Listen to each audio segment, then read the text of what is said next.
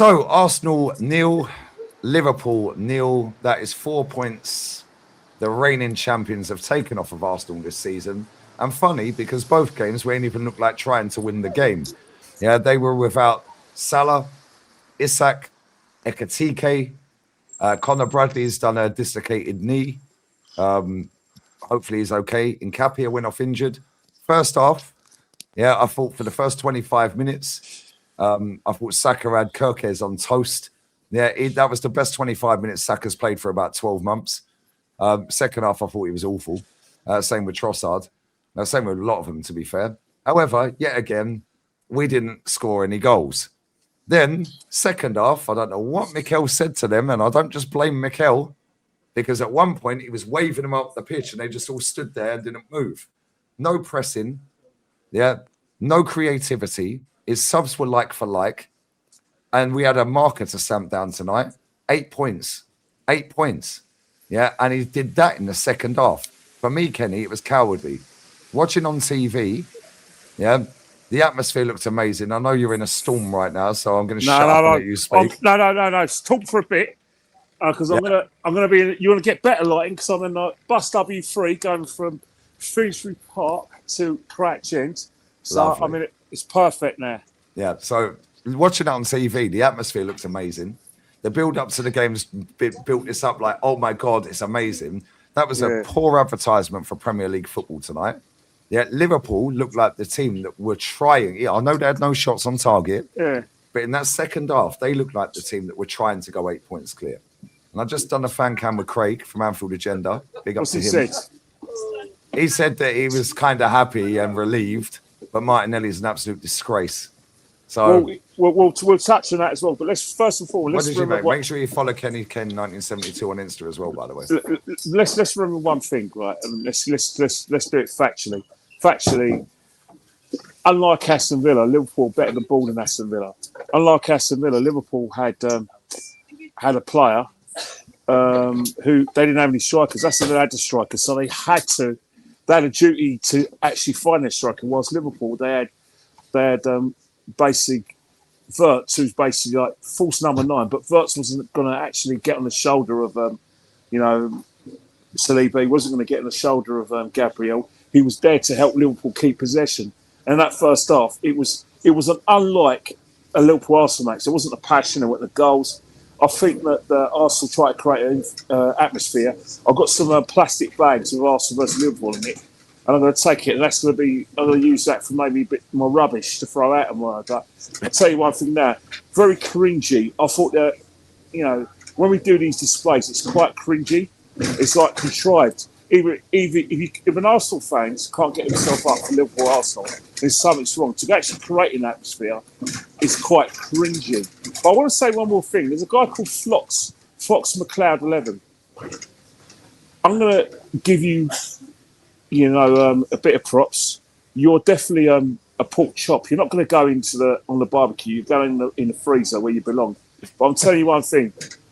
Don't you ever try and sabotage what I'm trying to say on this channel or try to put me off, because I'm going to be here for a very long time. As long as Lee needs me, I'm going to be giving interviews to Lee. I'll be on his podcasts and I'll be giving him my opinions, because me and Lee are very good friends, we're like brothers, and there's nothing you can do about it, mate. So I won't be leaving these channels. So anyway, back to football. We dealt with that pork chop and Wazit all in one. I thought that what Liverpool did really well is that they kept the ball. Let's not forget, when we play teams who are organised, 9 out of 10 times we beat them. One of the reasons why I beat them, 2 things. One, they tire, but the reason why they tire is because they can't keep possession.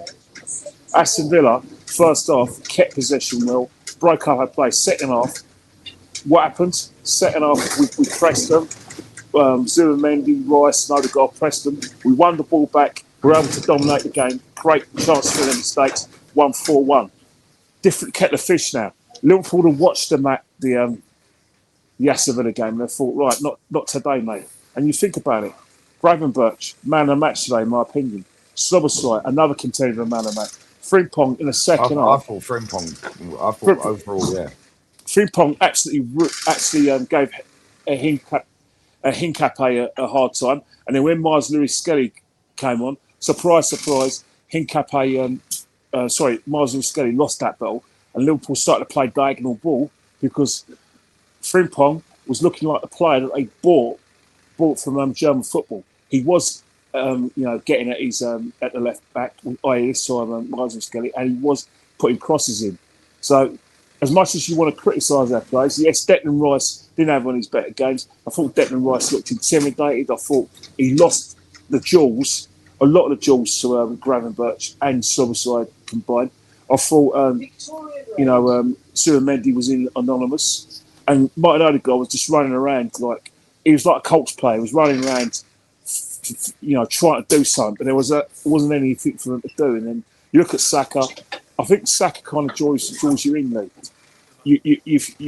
He'll start the game off and he'll have a run. He'll get on the outside of Kirkhouse, and you think he's going to do it all game. That wasn't the case. I thought Kirkhouse played him really, really well, and the crowd were getting on them.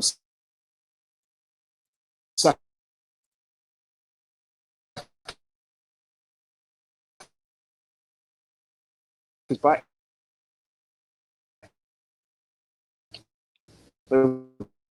because sorry about that little. No, don't worry, man. Don't worry. Because they expect too much. And here today, he is our best place. Can you hear me?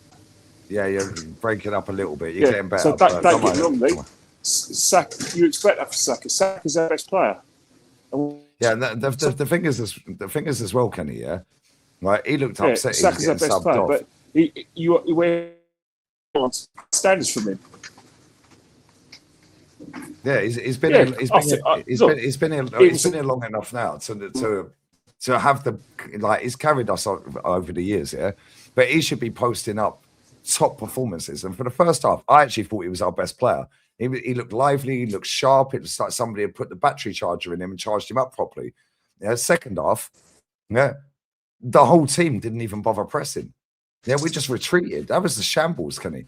Yeah, we were sat midway in our own half, second half. We're trying to win the league, and we're sat defending against a team that are crap. We're losing.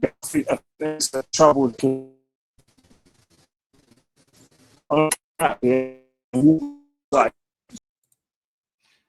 Right, Kenny will be back in a minute. Excuse the state of this. Kenny will be back in a minute. The fan cam's going well. There's my sofa. Yeah. But yeah, he will be back in a minute. His signal's obviously having a bit of a mare. But he's saying that people are obviously on Saka's case in the ground. Yeah, and the thing is as well, yeah, right, I actually thought that was his best 25 minutes of the season. Yeah, I think he's been awful for about 12 months. That was his best performance for 25 minutes. After that, it's looking a bit shaky. But make sure you follow Kenny Ken 1972 on Insta as well while we wait for him to come back. Yeah, but honestly, I'll be honest, yeah. Like that second half was shambles, absolute shambles. How are you just letting them have the ball? Yeah, they've got nothing going forwards, but you're letting them have the ball. Yeah, then Nkapia gets injured. And then all of a sudden, Frimpong's cooking Skelly every time. Yeah, Szoboszlai, yeah, McAllister in the first half were anonymous. They barely came out their half in the first half. Yeah, because we penned them in. You're back. There you go. Sorry, mate. That's all right, mate. No, it was just like a loose connection, but it's back now. Sorry to the viewers and everything, but yeah. That's right. You were saying that Saka was getting a bit of bird from the crowd. I was getting absolute abuse. What about our captain? I've got to say about Saka first. Say about Saka first, because people think that if I say it, yeah, it's you know what I mean. Saka got abuse. He got abuse. He was, as I said, expectations for Bukayo was just way too high. But then I was on DG show yesterday. I said that's fine. You know, it's not the money he's paying; it's the reputation he's come with. People want to call Saka world class. Well, if you're world class, you've got to have world class expectations, which means you've got to do it every game.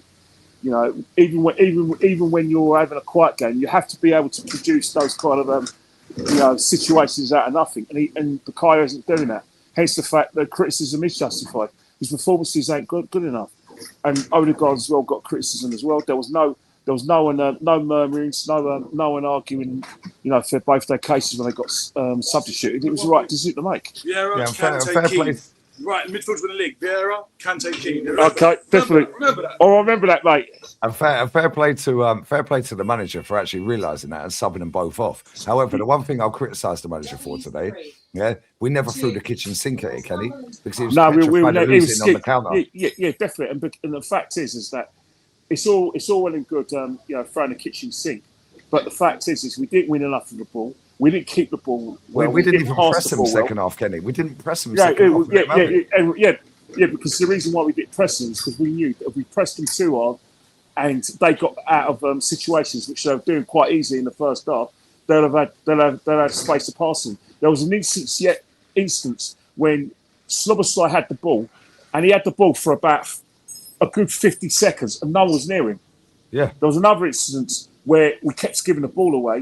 When we won the ball, we basically ran out of ideas today, Lee. We ran out of ideas. Yeah, and then he brings on two players that have barely played football in the last month, to try and save him in Madueke and Eze.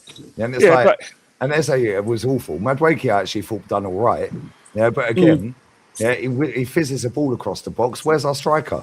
Yeah, but that's the thing. That's the thing. That is the price you've got to pay when you do play within. I'm actually out the bus now, so I'm in better signal. But when you do play with split strikers, or when Goycrest is not on the field, that is the cross that you have to bear. If you do play like how we play, you are going to get in a situation where crosses will go in, but no one's going to be hungry enough. And that's why I agree with you and I agree with a lot of people when I say Marino was probably the player that we should have brought on, because that if the cross like that goes in, Marino's got the foresight to make that run. Because one thing about Marino, in the box, he actually behaves like a striker.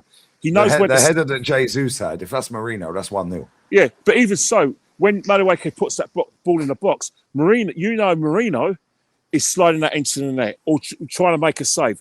And that's the thing.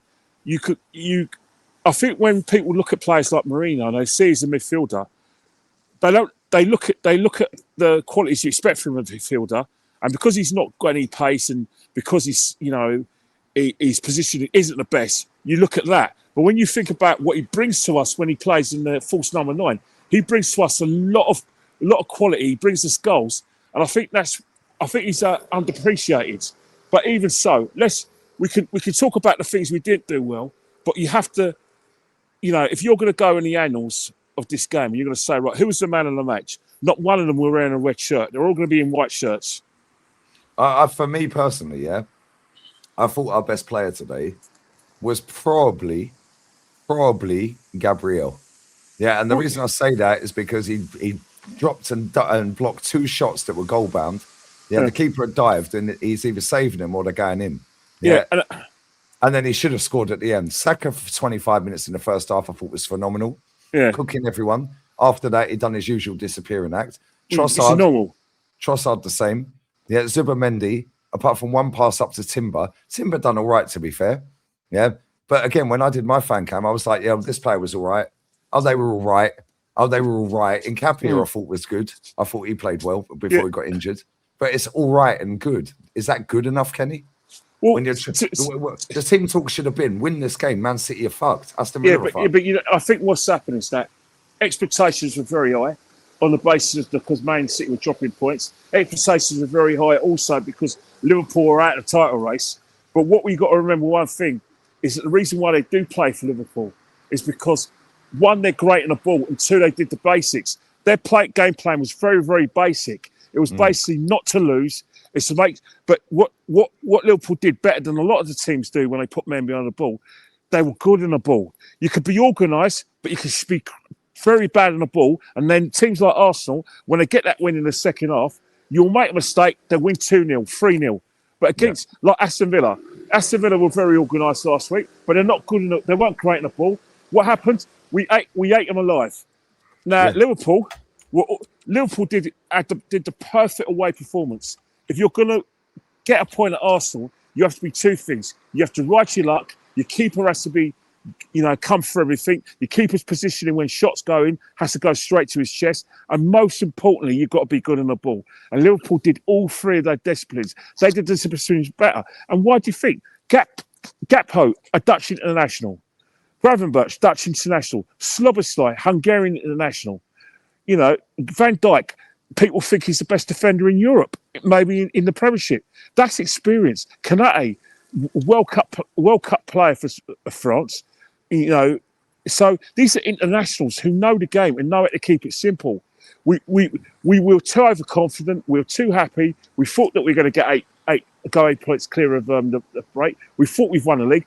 And let's just say, reality brings you back to reality. Yes, reality bites, and it was a reality check. But we're not a bad team overtime. But one thing we're not good at, we can't beat teams who are organised on the ball, and are very organised. And that's where Arsenal have to improve. When you play a team that's good on the ball like Liverpool and are organised, you have to be able to break them down. And that is where Arsenal are still going through that learning process. No, facts. Listen, get them safe. I know you're probably soaking wet, freezing cold. Yeah, you had a great cringe show at the beginning. I actually thought it was really nice. I can't lie. I thought it was cringy. Great. Yeah, but you were at the game, so you see it live. But on TV, it looked amazing. Get them safe, mate. I've shared your Insta post, Kenny Kem 1972, and we'll do this again for the Pompey game on Sunday, mate. Well, that's if it's on, because I'm hearing that that they haven't turned off the undersaw heating, and Pompey actually had to cancel a game because of the bad weather. And the bad weather apparently is coming to our shores. Not so much London and the southeast. It's not going to go to the north of the country or the East Midlands. It's actually going to go come from Wales and go to the southwest and into the south, which encapsulates the Meridian area. So any Arsenal fans out there, watch the weather forecast, speak to the club, because that game is definitely going to be in jeopardy. Yep, and it was 22 degrees here today in southern Spain. Oh, bloody hell. Bloody hell. Knowing a lot of people hate you, innit? You've got all this nice weather, and we're having to wear gloves, and it's like 2 degrees in London. 2 degrees. It's currently 16 here right now. Well, I'm cold, though. Well, I'll tell you one thing. The only time I took my gloves on so I could do this fan cam. But apart from that, love you loads. But as I said before, calm down. Calm, man. Remember, if you don't win the league for 21 years, right, you're not going to win it at a canter. You're going to crawl over the line. If Arsenal win the league this season, it's going to be us crawling over the line, because guess what? We haven't done it before. But once we get that taste of winning the league and we know how to do it, we may not win it next season. That's if we win it this season. But we know that when we do get in these positions, some of these players, I think we'll be more relaxed. The football will be a lot better. But there's a lot of nerves at Arsenal at the moment, because we know that if any team's capable of bottling it, it's Arsenal. Facts. We're out. Laters. Jezza's next. We're out. Emergency meeting after that. Bye.